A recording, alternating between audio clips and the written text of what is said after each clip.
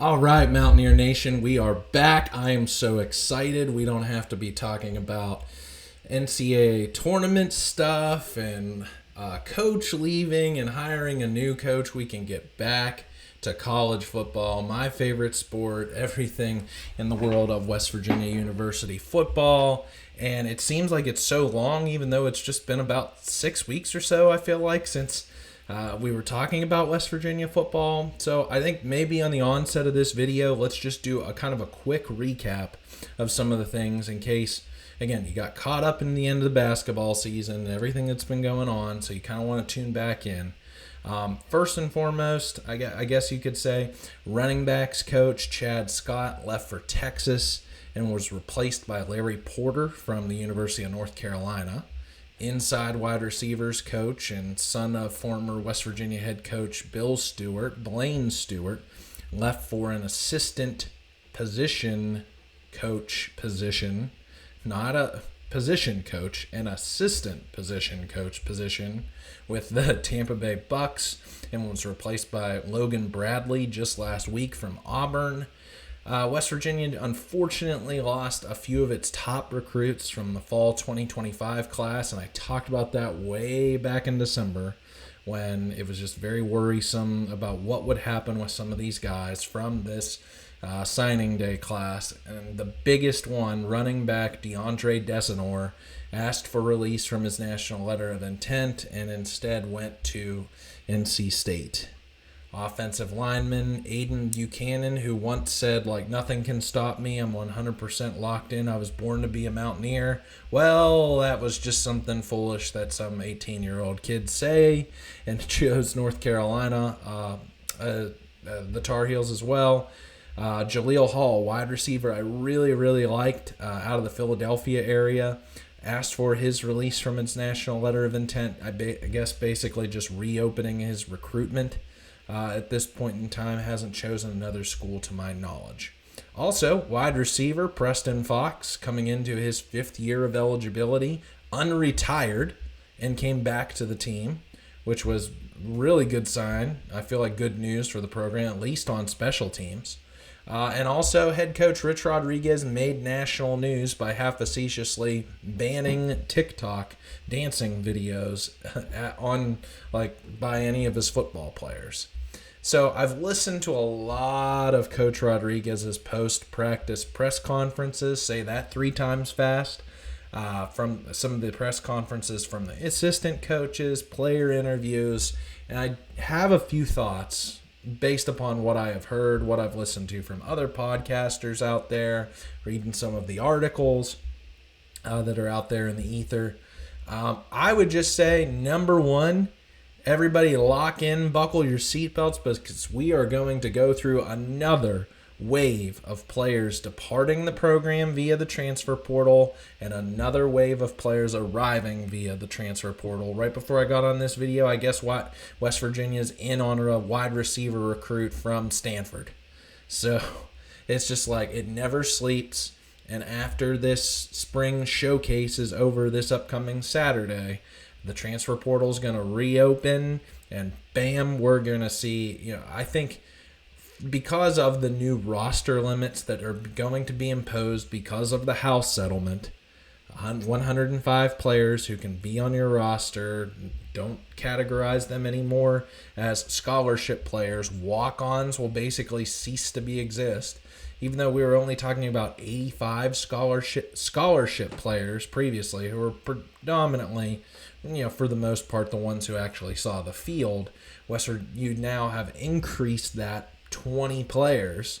But as I've said before, is that all of those players, we can assume now, have some sort of NIL deal attached to that because of the revenue sharing system.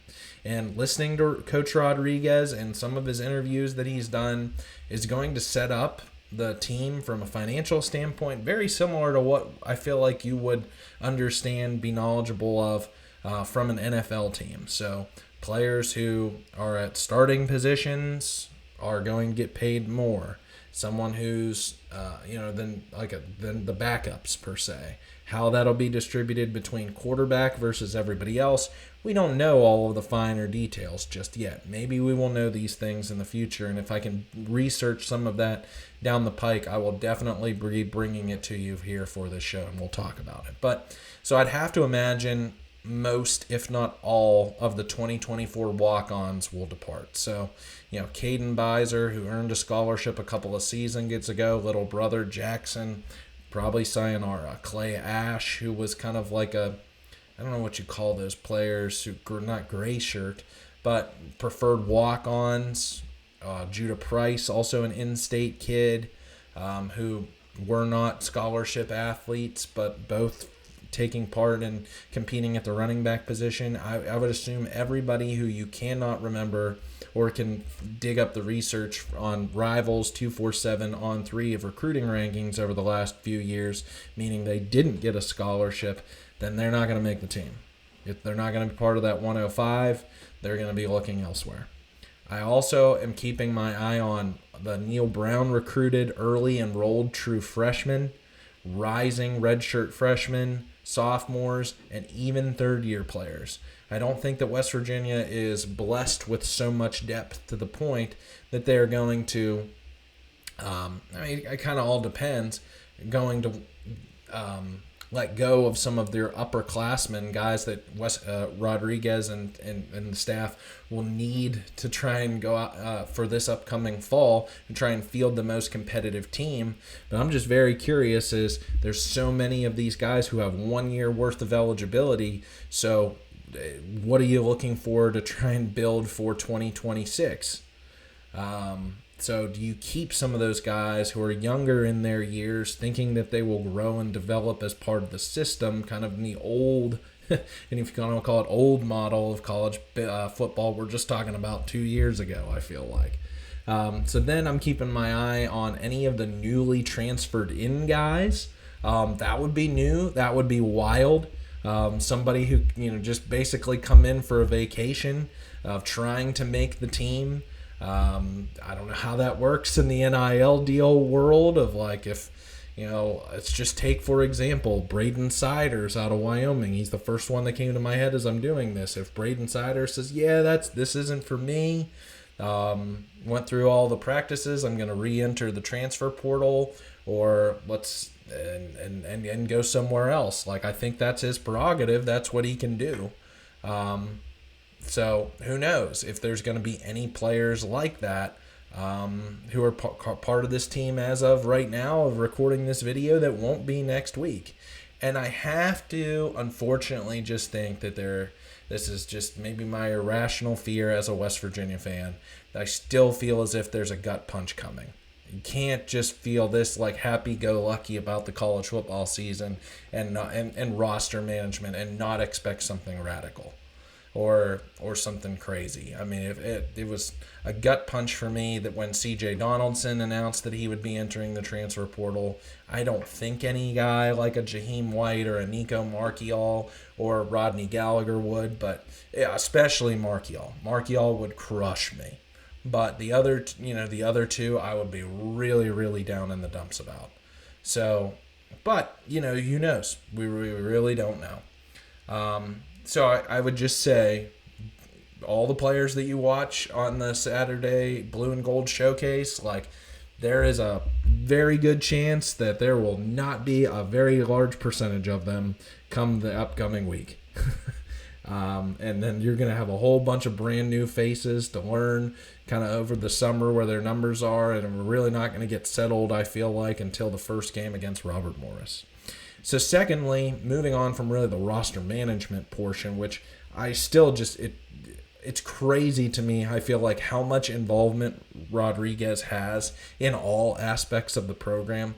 Recruiting fall 26 high school recruits, working the transfer portal, evaluating the current players. My goodness, has the dude slept since December? Does he just work 24 hours a day on this program and chew assistant coaches out in meetings and so on and so forth? It's just nuts. But anyway, as much as it still burns me inside, randomly that Rich Rodriguez of what happened in 2007 is back as the head coach. And I know I've made my video already about forgiving him, wanting to move on and talk about that. But, like, I'm so thankful to have a guy who would work and grind and do the kinds of things and go to the kind of effort that he is doing for this program. I mean, I would shake his hand and say, we are, as West Virginia fans, thankful to have you. Because I don't think Neil Brown would be working as hard as Rich Rodriguez is this offseason.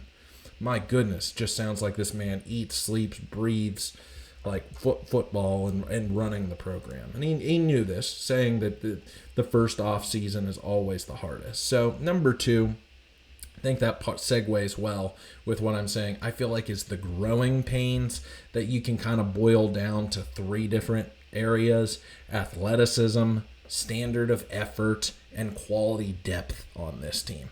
Athleticism, I feel like it comes down to 2 things that he's talked about. Well, at least one, in that being going up tempo. Can't forget, y'all, this was a West Virginia offense that used all 40 freaking seconds of play clock just about every single play.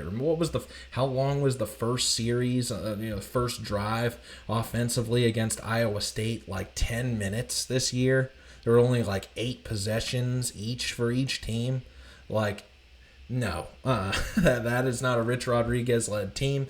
It will be fast, from everything from how they move to the water cooler and from position group to drill at practice. We're not going to see much huddling. We are going to see up-tempo. That is what we are accustomed to. So that's what we're going to get. So I would say speed in that area, but also mental processing. Like, I can just only imagine that it takes longer. You're not able to play full speed when you're thinking more than just doing and reacting.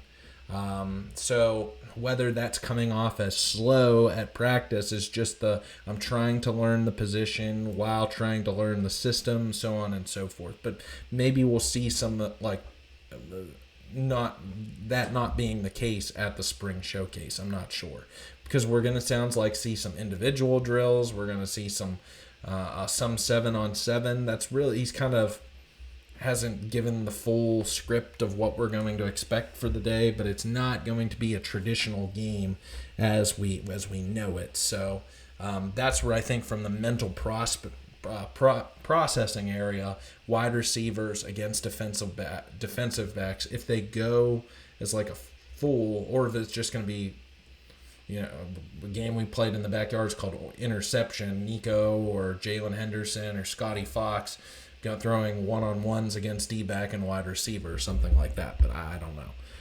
Standard of effort, I think this goes back to the Neil Brown era. I think this goes back really not just 12 months ago, but probably even longer, that the standard of effort given whenever Neil Brown and staff were out on the field, that players could cut corners, players could take leeway. I wasn't out on the field and understand that, but I think that's what then translated on Saturdays is just the hard-ass mentality that Rich Rodriguez, cussing out coaches and players and just getting screaming all the time. I also don't know how he has a voice to do some of these long press conferences. That was never Neil Brown. And especially once we got to the point, I think after the Pitt game, and especially after the tailgating, did they have fun comments, that Neil Brown kind of gave up for the season, and we do not have the same kind of standard. So it's, for the Jacksonville State guys, it's great. It's great to have them a part of the program. They know what they're getting into. They know how rough it's going to be. We talked about this. It was going to be a full metal jacket like spring camp. And the players who were Neil Brown recruited players or were coached by he and his staff, it's going to be a culture shock. It's going to be a whole new wave, and they're either going to be in for it, they're going to be out. And then third is the quality depth. Because he's talking about depth constantly, and I'm looking at him like they still, prior to the rest of the high school fall 25 signing class coming in, they have at least 80 guys out there practicing right now. So what do you mean by depth? They have 12 wide receivers out there right now, but it's quality. It's the Johnny Majors type of recruiting approach of I'm going to flood the system full of different players to find one diamond in the rough who can actually play, and that's going to be my guy. So that's where I think there's like some trimming of the fat that needs to be done as part of this roster, and it might get a little lean. It might get even a little uncomfortably lean because you don't know. And that's why I feel like the guys who aren't, or true freshmen who aren't starting until this summer with fall camp, have the benefit of the doubt and an early edge on securing a roster position over the early enrollees. I think this was actually a bad thing for the early enrollees to start because not very many freshmen play anyway. But now you're getting more practices, more evaluation for Rodriguez to feel as if like, no, you can't play. Sorry, I don't want you. So, but he has to account for this roster management for all of the additional freshmen who are coming in over the summer. And I think he even said during one of his press conferences, he's like, yeah, about 2 of them, of the early enrollees. Holy crap. He only thinks 2 of them out of the ones who have joined. Like, I mean, maybe he's thinking could have a first-year impact, but he's going to keep the rest of them. But holy cow. But I think like the true losses to the transfer portal were C.J. Donaldson, the guys at wide receiver, perhaps Traylon Ray and Hudson Clement, and then across the offensive line, where there was some what would have been quality depth coming back in Tomas Remak going to Virginia Tech, Johnny Williams going out to Missouri, Kyle Altuner at center. You can say linebacker, and truly, I do think Josiah Trotter will be a huge loss because I think that guy has NFL potential, the way that his trajectory will only shoot up from here as he gets another year removed from his ACL tear injury. But I really feel good about Reed Carrico. I really think he's going to be, almost to complement the name, like a Reed Williams type, a guy who's going to have close to, if not more than 100 tackles. I really like, and I think he's primed for a big year in his second year in Morgantown. So that's why, from a depth perspective, I kind of am okay where they are at linebacker in comparison to other positions. Again, because they went after it in the portal in the winter, in going and getting a Jamori Robinson, going and getting a Braden Siders, going and getting Marshawn Oxley, Adam Tomczyk. We don't know just yet how that bandit kind of hybrid, edge rusher is going to work just yet in Zach Alley's defense.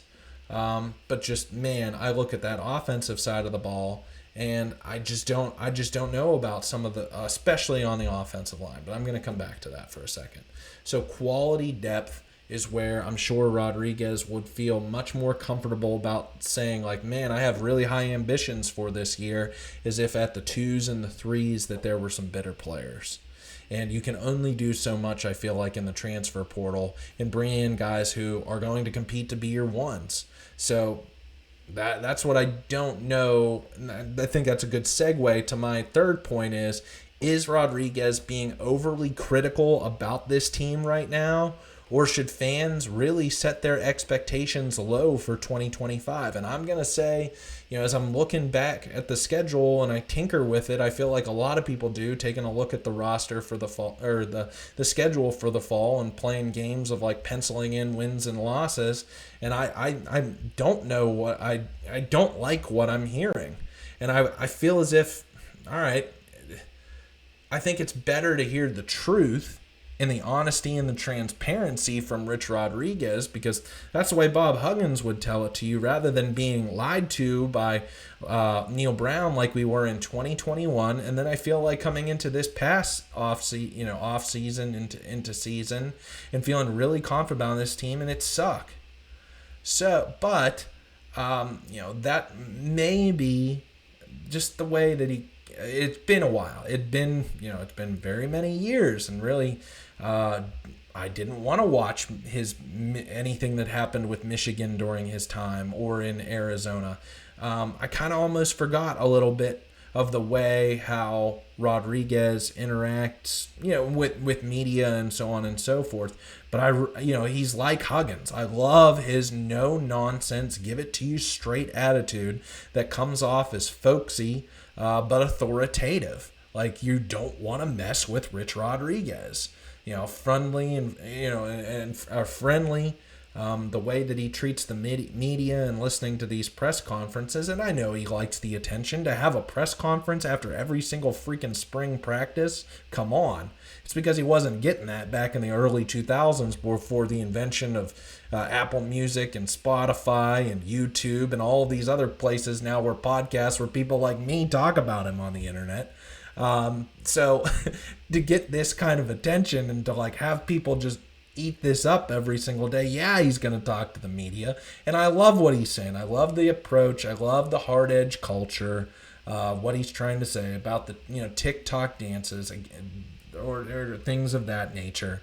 But fans setting their expectations low. And I feel like I have 3 points as to why I feel a little bit worse about this team, more so than I did just 6 weeks ago when spring practice started. And it sounds as if, point A, it sounds like there's real concern with this offensive line. It's depth and development and having an impact on what all West Virginia can run. Especially like if we're not going to find out until like September's games. What I mean by this is if he only feels confident about 5 guys up front right now, you have to run those same 5 guys every single play in practice to accomplish what you want to accomplish to the maximum potential for that practice. You're not working in any of the 2s or any of the 3s. I'm not saying that's happening, but you just look, and I think I only have 12 guys right now on the roster on the offensive line. So you need more depth there, but also some quality depth. Like I've questioned, is a Brandon Homedy is a Power 5 caliber offensive lineman? Is Robbie Martin didn't play this year at NC State, redshirted. Justin Terry, he's back with the team, but he was a 2-star recruit, and I feel like the only reason he came back is because nobody wanted him out of the portal. But guys like Landon Livingston chomping at the bit for an opportunity, Nick Cray, Xavier Bosley, he knows what he's capable of from his time at Jacksonville State, and I think West Virginia will figure it out between either Akimo Makanaiole, Tykees Crawford, and a Walter Young-Bear along that offensive line. But again, just the depth. If you can't give enough reps to both Nico and Jalen and work out some different things, run versus pass, I saw what West Virginia looked like. We all remember how 2021 went, y'all. Like, that West Virginia's offensive line was so bad. 2019 was bad. 2020 was kind of and then 2021, like you never knew what you were going to get. Like Minnesota, they got crushed. I was at the Oklahoma State game when Jarrett Deggy and that offense could barely put up 100 yards of total offense for the day because they could barely keep the rush off Deggy for the day, just the offensive line getting crushed. So, I don't know. I hope I'm not overreacting, but if you're feeling the same kind of way about this offensive line, you have to win in the trenches. You're not going to see the Steve Slayton, Noel Devine type of running game that I feel like we're accustomed to out of the glory days of West Virginia if your offensive line, if you can't run block. And then we're not going to see any type of passing game deep downfield, which I'll talk about later this summer that has to be there for this team, to kind of preview that, if you can't pass block. So I feel like West Virginia is going to have to hit the offensive line, and that's one of the most expensive positions because everybody wants offensive line depth. Everybody across the country. Does West Virginia have that money to spend? I don't know, again, I think I kind of touched on this just a second ago, what Rodriguez means about the wide receiver depth. There are 12 out there practicing. I guess if what he's worried about, and in his offense, I mean, going back to the mid 2000s, you don't need any more than about 2 to 3 wide receivers. Now, I feel like West Virginia can compete with anybody nationally when it has star wide receivers, to the extent of, or like guys like Stedman Bailey, Tavon Austin, David Sills, Gary Jennings. And it just felt like 2018 was longer and longer and longer ago. So is Cam Vaughn going to be as good or better than Hudson Clement? And even Hudson Clement, as good as he's going to be for this upcoming season, is he to the level of what David Sills was? So I don't know. I think, okay, so if you feel good about Cam Vaughn, who's West Virginia's number 2 and number 3 right now? Is it Jeff Weimer, who's not even here, out of Idaho State? Is it Jaden Bray, who didn't barely show anything? I know had to deal with injuries in 2024. Is he finally ready to start and go out there and compete and not fumble against Penn State? Is it Rodney Gallagher, who's not going to be more than just a gadget guy on jet sweeps and trying to get to the outside? Is he going to be used correctly? And does he have the type of physicality and size that he can go out there against some of the bigger, faster, stronger guys across the Big 12? So that's what I feel like. You can add in quantity, but quality is what West Virginia needs. So if you don't believe you have it currently in that quality out of that wide receiver room, then I think get rid of them. I'm sorry, and maybe we see this. So Preston Fox had a really down year last year, but West Virginia needs Preston Fox for the special teams game. Elite kick returner and punt returner, and statistics from this past season back that fact up. So he's not going anywhere. Again, don't have Weimer yet. Don't know about Jared Bowie from Jacksonville State. Don't know anything about Cyrus Trowell, from Jacksonville State. Orion Singleton, do you need Orion Singleton now from Eastern Michigan now that you have Fox back and Rodney Gallagher? I feel like they're 3 of the same player. So do you really need him? Jarrell Williams is now in his 4th year. It's put up or shut up time or hit the portal for Jarrell Williams. I kind of said that going into last season, stuck around, liked the commitment out of him, to want to be a Mountaineer. I feel like the same thing can be said of 3rd-year guy Torrey Johnson Jr. and his younger brother just took West Virginia. His younger brother, a 4-star top 150 recruit in the fall 26 class.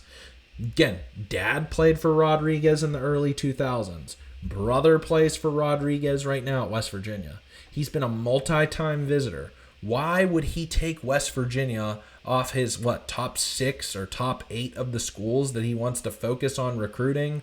Unless you can kind of read between the lines there, and maybe there's some sour grapes and severing of the ties because TJ is going to be, cut. Dom Collins, Brandon Raymond, again, Neil Brown recruited wide receivers who didn't get to play last year because of a redshirting. Raymond was a former 4-star. Dom Collins is an in-state recruit who does apparently have some speed. So you got a lot of bodies. I don't want to hear this complaint about depth. I think it's quality depth. So if you're really, at the end of the day, for this 24 season, looking for 2 to 3 wide receivers to contribute to this passing game because we're going to be running 60% of the time, then go out and go find it. Go out and get that stud. And I don't think a guy from Stanford, I think I mentioned this in my basketball video I'm recording in the same evening, but I guess seeing on Twitter right before I started recording these videos, West Virginia's in on some wide receiver transfer portal prospect from Stanford who only has, I think, career 23 catches, 200 some yards, and 3 touchdowns. That's not going to do it. So I would almost say keep the guys that you have already on the part of the team. And then the third thing is we've heard crickets about this secondary. West Virginia went whole hog this offseason on the secondary, bringing in how many here? Let me get you official count. 3 safeties, 2 nickels, and 4 corners in the transfer portal, and we haven't heard a damn thing about any of them. I know Zach Alley came on, and that seems like it was so many weeks ago already, so things have changed. And I really do feel as if we're going to get almost like a Dana Holgerson, Tony Gibson-like deferral of the duties.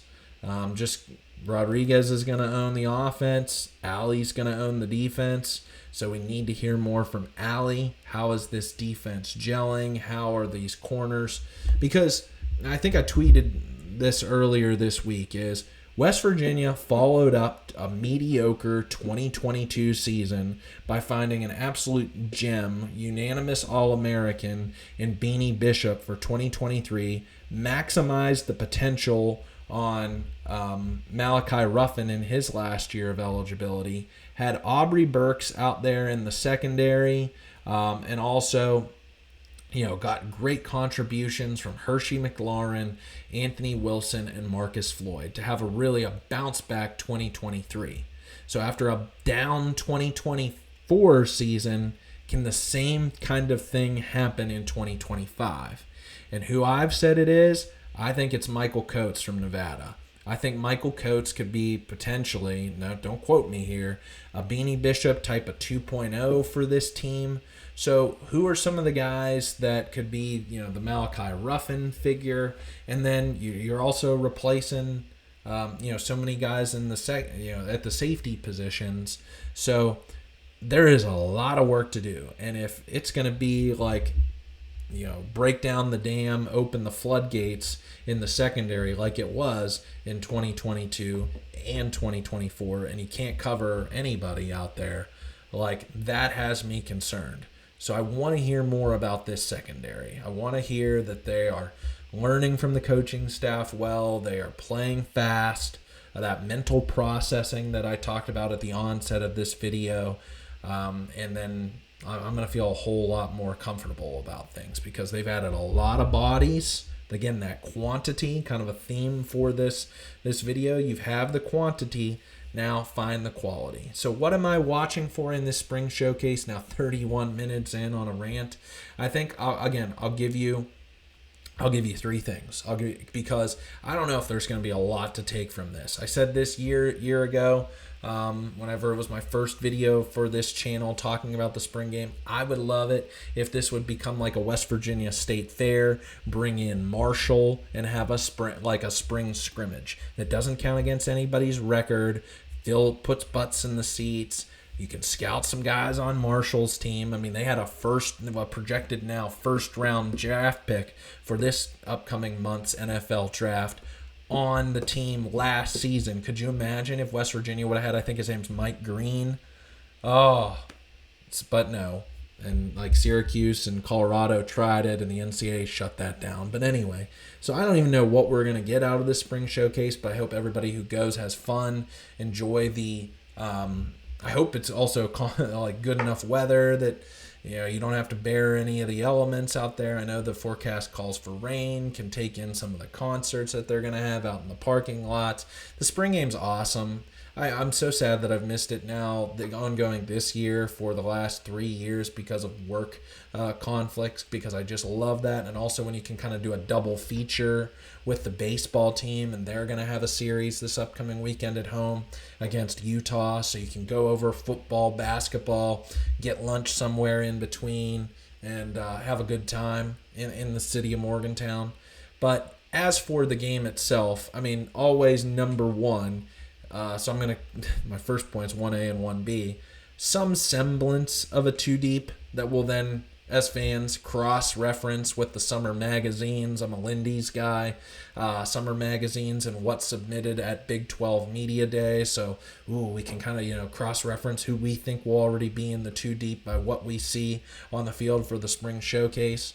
And also 1B, I think this is another going to be telling thing is how do both Jalen Henderson and Nico Marchiol move and sling the ball around?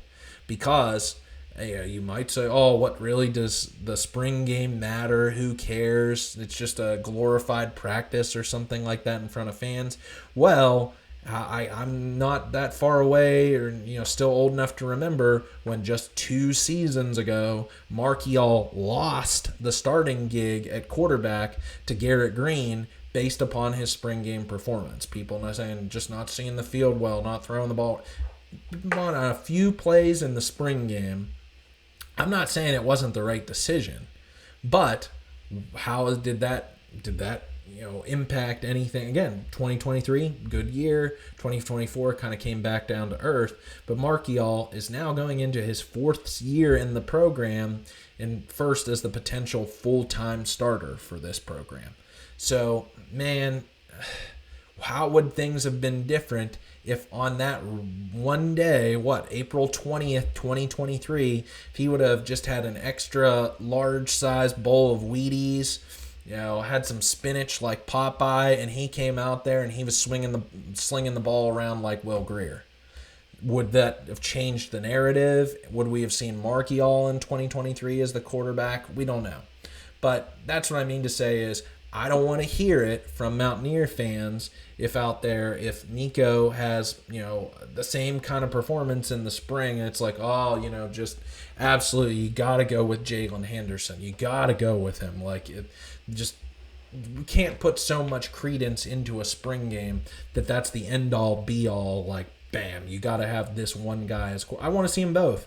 I want to see how they move.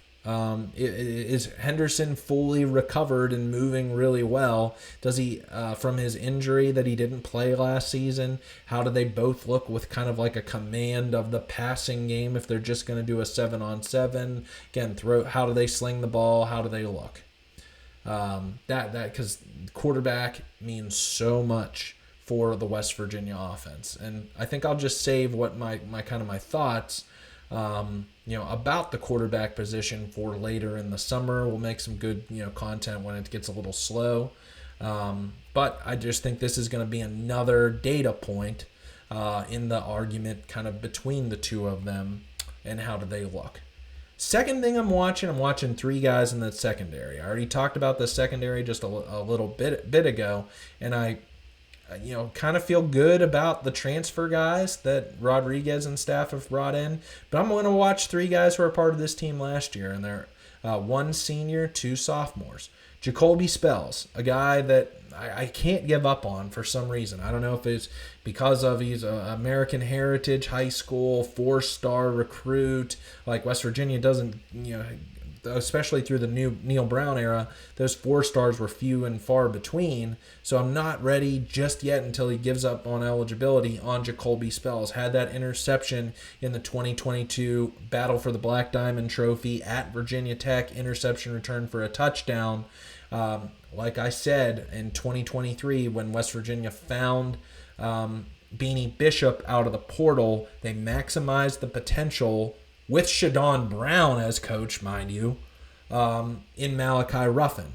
Now, Jacoby Spells had a really rough year last year. Every single time I want to bring him up in one of my preview videos or something, he'd reward me by, then on Saturday, giving up some big play or not being able to tackle or just doing something that's just like, okay, now I see why he isn't out on the field.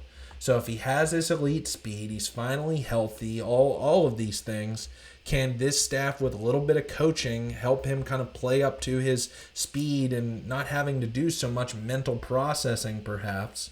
Is he like a Malachi Ruffin kind of 2.0? I'd love if he was Malachi Ruffin 2.0. Really would.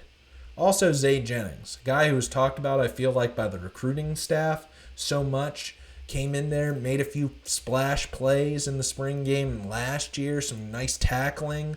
Really aggressive guy. I think probably plays with that hard edge that Rodriguez talks about all the time. So I'd love to see it if Zay Jennings was a guy who could crack the 2 deep, who's just maybe an injury away or maybe even some sub packages because he's listed as this nickel safety, depending upon maybe what Jordan Scruggs does, who's a 5th-year guy. Like, can Zay Jennings see the field still? And also Jacob Boyce, guy, again, who burned his red shirt last year, saw enough playing time. I have to think back to the touchdown that he gave up, getting stiff-armed at Oklahoma State last year, still in a blowout. But those 2 I think Curtis Jones as well were the only two who played enough defensively last year to not qualify for a red shirt. So there was something that the previous coaching staff saw in those guys. So does the new coaching staff see the same thing? Is Boyce a guy, again, who can add that depth and be like, okay, well, maybe he's not ready for 2025, but he's definitely a part of the 2026 plans, and West Virginia isn't going to have to spend so much NIL and roster position capital on the secondary. So, and also we're probably not going to be able to judge much from the offensive and defensive line. So, if they're just going to do a 7-on-7 or some individual drills, probably don't want to get any of those guys injured anyway unnecessarily. So keep as many on the defensive and offensive line as humanly possible. So I think we'll see it out of the skill position guys. And also, you don't need to get Jaheim White injured. Third, the special teams, I don't know what to make of special teams right now outside of I feel much more comfortable at the returner positions with Preston Fox back on the team. Feel good about Ollie Straw as a punter. Love Ollie. But place kicker is if Ethan Head is just a kickoff specialist, then West Virginia doesn't have a place kicker currently from, with a scholarship. RJ Koken being one of those guys maybe that does the kicking for West Virginia. Also, who's doing the long snapping? So those are two positions. If you're going to use one of your 105 on a kickoff specialist in Ethan Head, then you better damn well go find, if the guy's not already on the roster, to go out there and find a good kicker. Because, man, we've seen how kicking, place kicking means so much with the margin for error and the close games that are played in the Big 12. You have to have a good kicker, somebody reliable. Michael Hayes might not have kicked very many outside of 40-45, but damn, when he was inside 45, he was money. So out of eligibility, got to go find a new place kicker if he's not already currently on the team. And the ones who are taking up, I think, 2 or 3 roster spots, okay, sorry, that's the new age of college football. Or is Head actually going to do some of the kicking? And same with long snapper. If it's not going to be any of the 12 guys on the offensive line who are currently there doing any long snapping, if it's going to be specifically a long snapper owning one of the 105 positions, then, man, Austin Brinkman was never worried about what he was doing back there for the last few years. All-American there at that long snapper position. Hopefully he gets a shot in the NFL. If he's not a draft pick, I don't think long snappers get drafted, but can be a priority free agent and have a long NFL career. So got to replace 2 guys, Michael Hayes, Austin Brinkman. They're on special teams. We haven't heard much about special teams either, but I feel comfortable with Preston Fox. So maybe we see some of that. Maybe we see some of those. Brown always made it a point to have special teams as part of the spring game. I'm sure Rodriguez in some way, shape, or form is going to do some special teams because it's the third phase of the game. So want to see some field goal competitions. Want to see some long snapping. That's just kind of the rough around the edges, ancillary stuff, not always the offense, defense that we spend so much time on, but special teams can be a huge factor. So that's kind of what my thoughts are on the spring showcase. I don't really know, again, what to expect if with it not being, as in Rodriguez's eyes, as a true game. Again, the weather and so many new faces. So many new faces whose faces we aren't even going to see because they're going to be covered up by a helmet and one of those Marvin the Martian casing around the helmet that's helps against concussions and stuff like that. So new faces. Make sure to get your roster sheet and what number the player is going to be watching out there.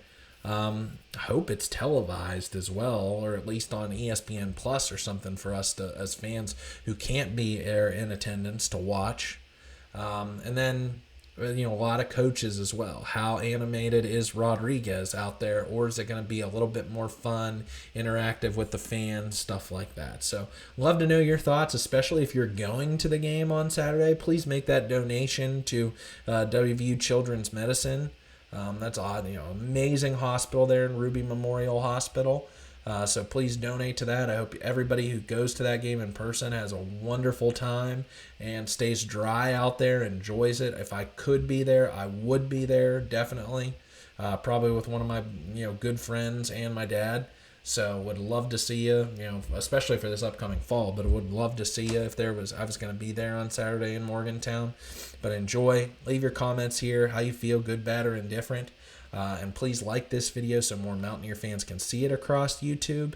And then love to have you as a subscriber to my channel. I'll be back probably later the weekend, maybe not Sunday, but maybe Monday or so, to kind of recap it and kind of give me some thoughts. Maybe we'll have some transfer portal additions at that point in time, kind of wrap the spring season.